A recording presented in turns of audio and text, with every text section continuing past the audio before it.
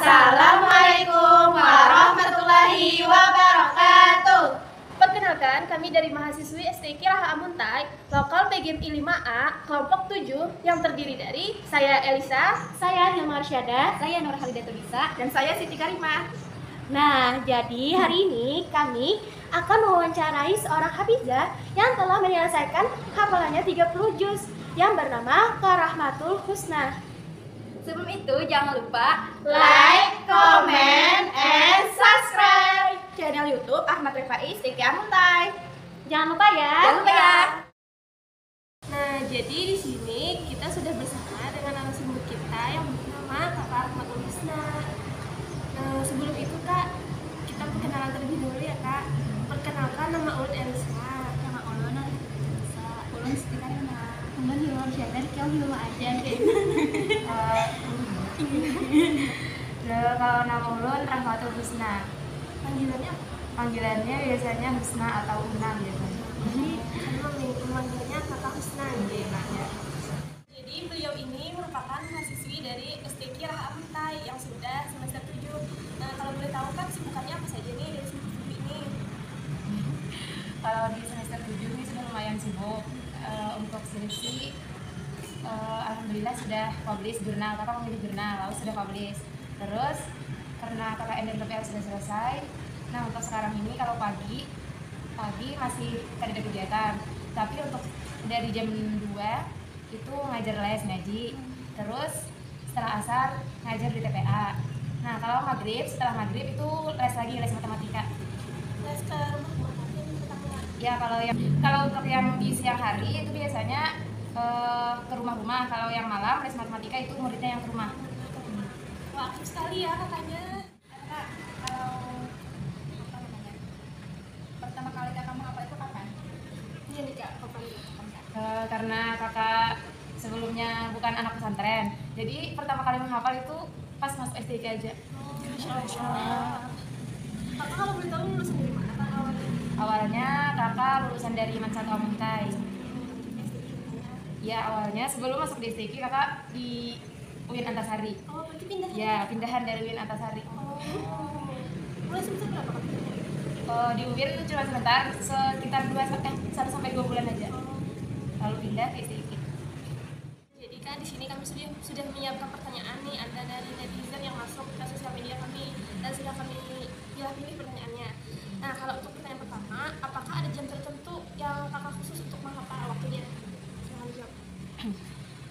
Kalau kakak sendiri untuk jamnya memang ada jam-jam khusus yang kita merasa nyaman dalam menghafal di jam itu. Misalnya pagi setelah tahajud misalnya kita bangun jam 4 langsung kita menghafal sampai azan subuh. Itu waktu yang paling nyaman bagi kakak. Terus biasanya kalau misalnya hari Minggu karena kada kuliah, biasanya pagi jam 8 sampai jam 9 itu sangat nyaman untuk menghafal. Suasananya tuh kayak hening gitu. Nah, jadi menurut kakak waktu-waktu itu waktu yang paling nyaman bagi kakak, karena kan setiap orang berbeda-beda untuk waktu. Kalau untuk maghrib biasanya setelah maghrib itu kan karena kakak ada mengajar setelah maghrib, jadi biasanya tidak bisa untuk digunakan untuk menghafal.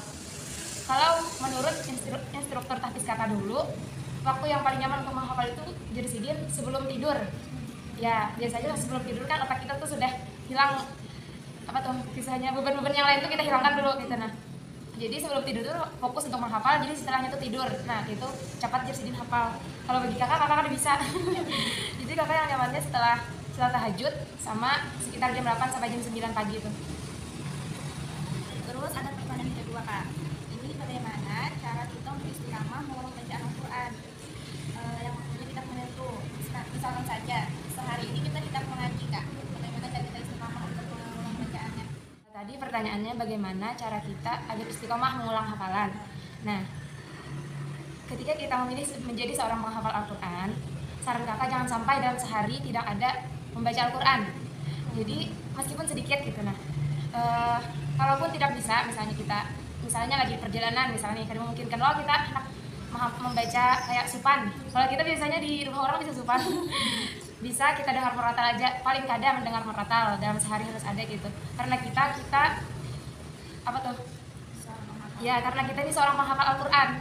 Beda dengan orang, kita kan kadang melihat orang, nyamannya orang tuh kadang ada tanggung jawab gitu. Nah kalau kita kan ada kewajiban untuk menghafal, murajaah.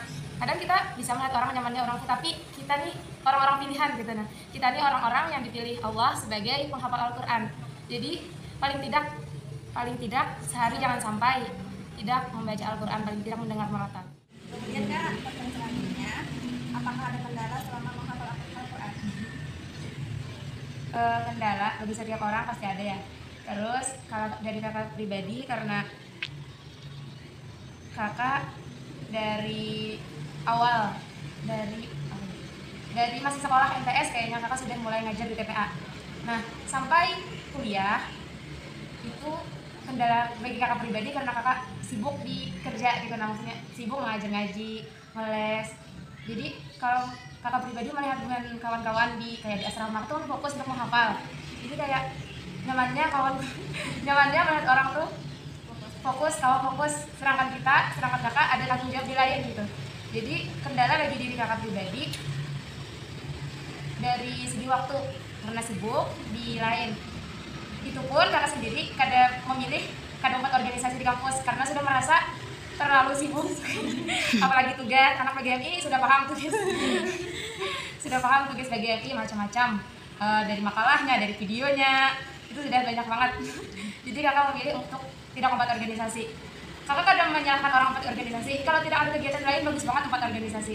Tapi kalau kita punya tanggung jawab di lain, kalau kita membuat organisasi lagi, kalau kita merasa membuat organisasi melalaikan kita, sangat-sangat melalaikan kita, lebih baik tidak. Tapi kalau tidak ada kegiatan lain dan bisa memanage waktunya, mengatur waktunya dengan baik, misalnya sangat-sangat bagus untuk ikut organisasi.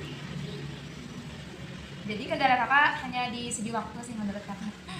Cara pembagiannya Ya, memanage waktunya. pertanyaan terakhir nih Kak, untuk semangat menghafal tuh, khususnya untuk para menghafal Al-Quran, adakah motivasi bagi kakak tuh, khususnya kami juga termasuk menghafal Al-Quran, ini motivasinya dari kakak seperti apa?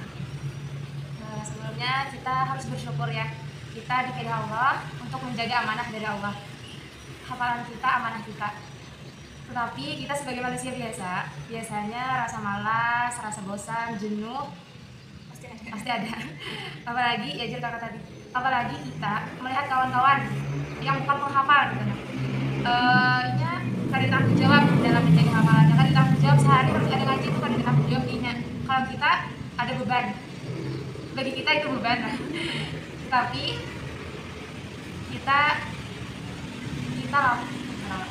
kita capek, lelah, jenuh, bosan itu hanya sebentar.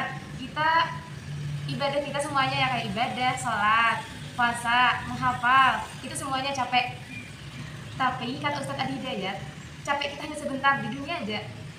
Kita rela melakukan ini semua untuk bekal kita di akhirat. Kita kan hendak rasa capek ini sampai ke akhirat, ya kita hendak biar lapah di dunia aja gen. Biar kita lapah di dunia, asal di akhirat kita kan di akhirat yang abadi, di dunia itu tempat aja. Kalau kita esok meninggal, kata Ustadz Adi Hidayat, kita capeknya sampai harinya aja. Jadi motivasinya capek, lelah itu wajar. Tetapi kita ingat lagi janji Allah kepada kita. Janji Allah banyak bagi para penghafal Quran. Memakaikan mahkota, memakaikan jubah. Bahkan kita dipadahkan Allah, kita bisa membawa mama dan abah ngelilingi surga yang mana hendak kita pilih, yang mana kita hendak masuki gitu. Terus Allah mengatakan bacalah dan naiklah, itu sangat-sangat jadi motivasi bagi kita. Bacalah lalu naiklah. Jadi setiap kita hafalan yang kita tambah, itu kita jadi motivasi. Gue tambah lagi hafalanku dan naik lagi derajatku. Kayak itu bagi kita diri sendiri, tapi jangan menjadikan diri kita sombong. Terus motivasi terbesar bagi kakak dalam menghafal Al-Quran itu sebagai bentuk bakti kita kepada orang tua kita. Kalau misalnya nih kita memilih untuk mengejar dunia, kita alhamdulillah Allah pilih sebagai mahasiswa di Sekolah Tinggi Ilmu Al-Quran. Kalau misalnya kita mengejar dunia, sukses di dunia, misalnya kita jadi apa, kalau tidak ada basic agamanya, itu menurut kakak kurang beruntung. Kalau kita sudah sangat-sangat beruntung, kita sudah ada basic agama, alhamdulillah. Amin. Amin. Semoga sukses. Kalau Allah kan berjanji, kalau orang yang mengejar akhirat insya Allah dunia akan mengikuti. Jadi jangan ragu untuk belajar ilmu Allah, jangan ragu untuk menghafal Al-Quran, jangan merasa takutan kalau lagi murajaah kainah sampai akhir hayat. Jangan, Allah berjanji semuanya akan mudah. Jadi motivasi terbesar kakak tadi ya orang tua, kayak kalau membayangkan ustadz ceramah bagi seseorang yang hafal Al-Quran, maka ia akan memakaikan jubah dan mahkota bagi orang tuanya. Itu sangat-sangat menjadi motivasi bagi kakak. Kita semua hendak loh melakukan itu. Jadi itu jadi motivasi terbesar bagi kita. Jadi kalau sudah lemah, kayak sudah rapahnya, ingat lagi motivasi kita, ingat lagi janji-janji Allah kepada kita, ingat lagi, oh kita nih orang yang dipilih Allah sudah, alhamdulillah kita dipilih Allah. Banyak orang-orang yang Allah kadang memilih gitu, kadang memilihnya sebagai penghafal Al-Quran.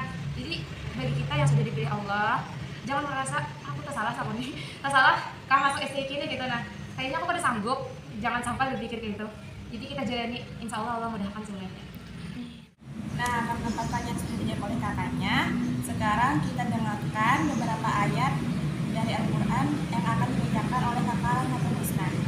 Kakak terima kasih.